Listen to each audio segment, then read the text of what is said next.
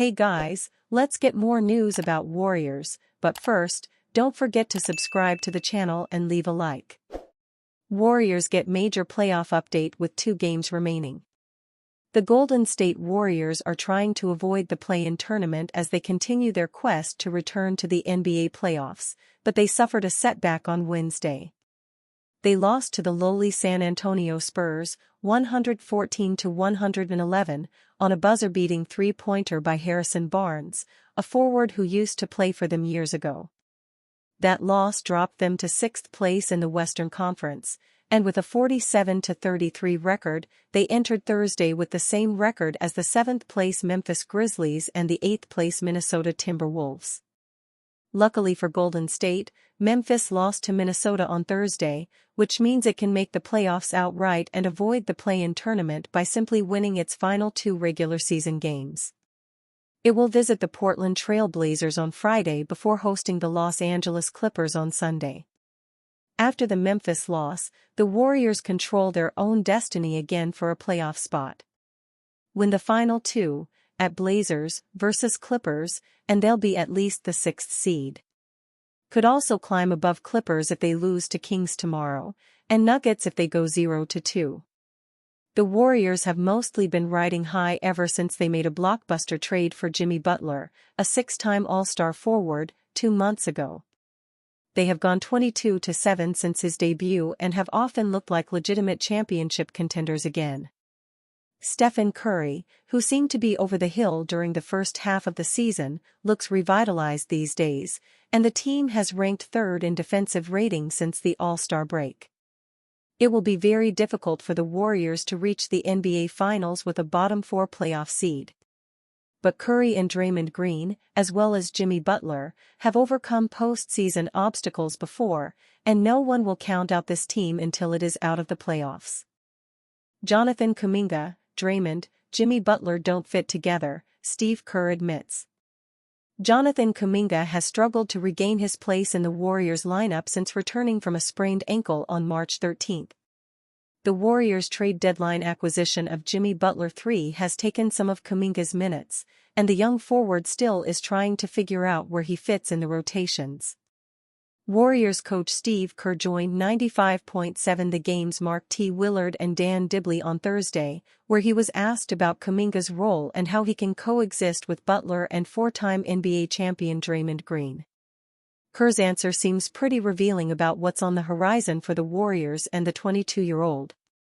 Every game is different, and I think Jimmy's arrival took away a lot of Jonathan's minutes at the 4, Kerr told Willard and Dibley.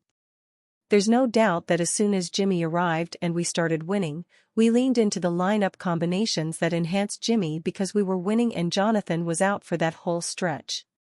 We went like 17-3 or something, so we're going to keep doing what's been winning. But the lineup with Jimmy, Jonathan, and Draymond doesn't fit real well, frankly. It just doesn't. We need more spacing. We've found other lineups that have clicked, and this is just part of the deal, being in the NBA, and you've got to adapt to whatever's happening with the team. Jonathan's done a great job of that. He's working hard. He's playing well when he's out there. But I'm just going with the line of combinations that I think are going to give us the best chance to win, and there's going to be nights where he's absolutely part of that, like the Lakers game, and then there's going to be nights where I go to Buddy or Moses or Gary Payton. It just changes every game based on what's happening, and I have to read that as a coach. In 32 games before his ankle injury, Kuminga averaged 16.8 points in 26.0 minutes.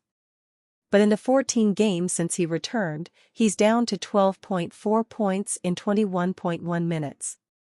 To Kerr's point, per NBA.com's lineup data, when Kuminga, Butler, and Green are on the court together, they have a minus 24.9 net rating in 38 minutes over 11 games.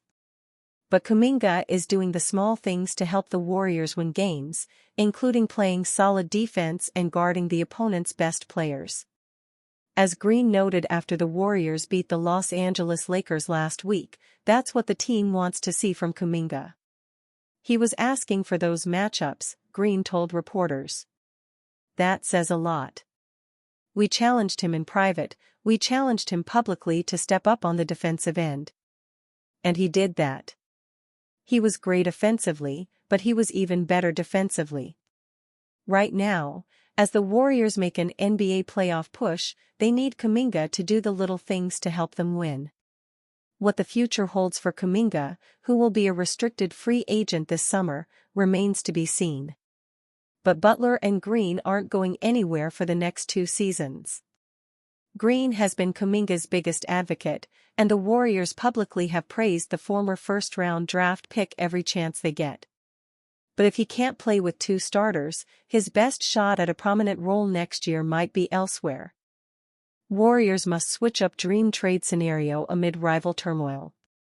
The Golden State Warriors may be reaping the rewards of their blockbuster move for Jimmy Butler at the midseason trade deadline, but that may not stop them from considering even bigger deals in the summer should the potential arise. The dream scenario of pairing Giannis Antetokounmpo with Stephen Curry has hardly been a secret, and could grow in possibility if the Milwaukee Bucks were to be eliminated in the playoffs for a 3rd straight year. Yet an even bigger dream scenario could be on the horizon, with Nikola Jokic's future with the Denver Nuggets starting to become a topic of discussion following the franchise's shock decision to fire head coach Mike Malone and GM Calvin Booth on Tuesday. The Nuggets responded from the stunning decision on Wednesday night in Sacramento, with Jokic continuing his MVP-caliber season with another triple-double in a 124-116 win over the Kings. Despite remaining on track for another playoff appearance, the turmoil in Denver has raised speculation of whether Jokic could be on the move. Tom Haberstroh of Yahoo Sports made the case that the 3x MVP should request a trade, pointing to the fact the Nuggets have been unable to surround Jokic with a single All-Star or All-NBA player throughout his 10-year career.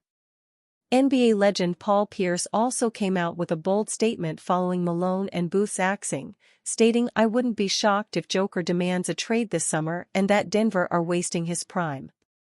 If Jokic were ever to become available for trade, it's hard to figure too many teams who wouldn't be interested in adding arguably the best player in the world. There would be teams with more to offer the Nuggets, but equally the Warriors could at least get in the conversation. Butler would probably need to be included for salary matching reasons, while Denver would undoubtedly ask for Brandon Podziemski and the multiple first-round picks Golden State still have at their disposal. You'd argue that Jokic is an even better fit for the Warriors than Antetokounmpo would be, with his all-time great passing making for a special potential pairing between him and Curry. The Serbian may also be a better complement for Draymond Green, who'd be a slightly awkward fit with Antetokounmpo given the spacing concerns. Jokic meanwhile is an incredible 41.5% from three-point range this season on nearly 5 attempts per game, while Green could foreseeably make up for some of his limitations on the defensive end. Any trade potential will obviously stem from what happens over the next few weeks, with the potential that the Warriors and Nuggets still meet in the postseason amid a tight Western Conference race. And you, fan? What do you think about Nikola Jokic's situation? Write to us in the comments.